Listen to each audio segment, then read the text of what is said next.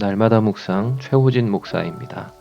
7월 14일 수요일 사도행전 5장 27절에서 42절까지의 말씀 묵상을 함께합니다.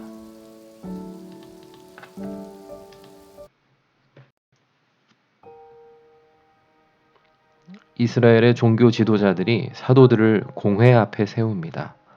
대제사장이 사도들을 신문합니다.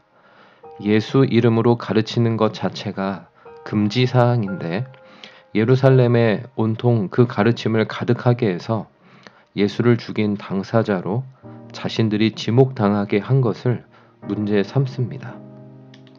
그러나 베드로와 사도들은 꿈쩍하지 않습니다.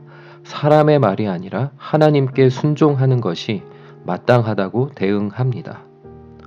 분명 유대인들이 죽인 예수, 이스라엘이 회개하고 죄사함 받도록 부활하여 임금과 구주가 되신 예수의 증인이므로 그 역할에 충실할 뿐이라며 사도의 입장을 밝힙니다.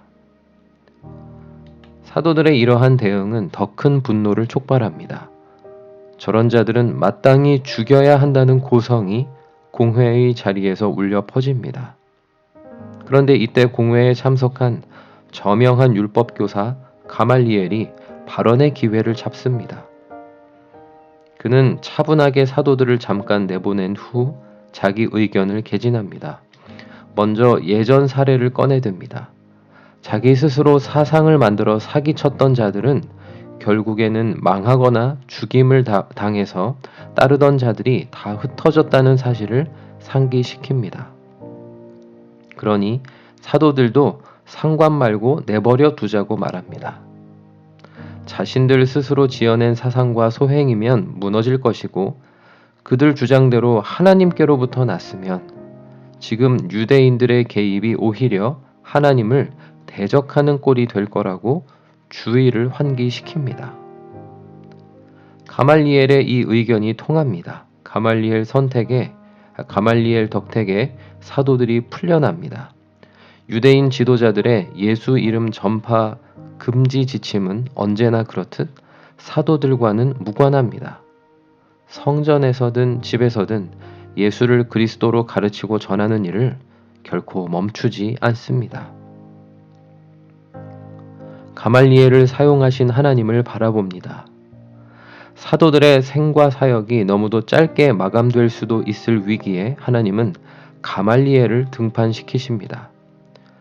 유대인들이 치명적인 죄를 저지를 수도 있을 시점에 가말리엘을 사용하십니다. 바리새인이고 율법교사지만 하나님의 처분을 한결 겸손히 기다릴 줄 아는 사람을 통해서 사도들이 위기를 벗어나 계속 하나님의 뜻을 이룰 수 있게 하십니다. 하나님의 뜻에 집중하여 나아가는 것이 제 자신의 본분임도 되새깁니다. 프랑스 땅에서 복음을 가르치고 전하며 교회 사역과 선교의 일을 이루어가는 것은 그 어떤 상황도 막을 수 없는 하나님을 향한 순종입니다. 낭뜨에 부임한 지 5개월 되는 시점에 가족과 최종 이사를 완료했고 여름 바캉스 기간으로 곧바로 접어들어 교회 지체들이 한국과 또 여러 다른 곳으로 휴가를 떠나 잠시 휴식기와 같은 시간을 보내고 있습니다. 하반기 사역을 앞두고 기도하며 구상하는 시간입니다.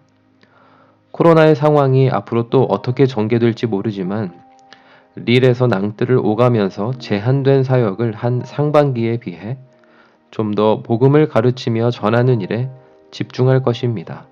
하나님의 일을 하다가 막히면 결국 하나님이 도우실 것입니다. 사도들의 위기에 가말리엘을 등판시키셨던 하나님의 도움이 저에게도 함께할 것을 기대합니다. 적용 질문 첫 번째. 내가 예수 이름으로 살며 사역하는 것에 눈치를 주고 개입하는 존재가 있습니까? 그의 간섭 혹은 방해 앞에 나는 어떤 태도를 취하고 있습니까? 두 번째, 그리스도인으로 하나님의 사역자로 사는 삶에 있어 뜻하지 않은 순간에 나에게 붙여주신 사람은 누구입니까? 그를 통해 나의 신앙과 사역은 어떤 도움을 받았습니까? 기도하겠습니다. 하나님 아버지, 사람의 간섭과 방해가 하나님의 부르심과 하나님의 뜻을 막아낼 수 없음을 믿습니다. 하나님께서 작정하신 일을 이룰 때까지 두려움 없이 더욱 순종하며 부르심에 합당한 삶과 사역을 하게 하옵소서. 때마다 붙여주시는 사람들을 통해 도우시는 주님을 찬양합니다. 예수님의 이름으로 기도드립니다. 아멘.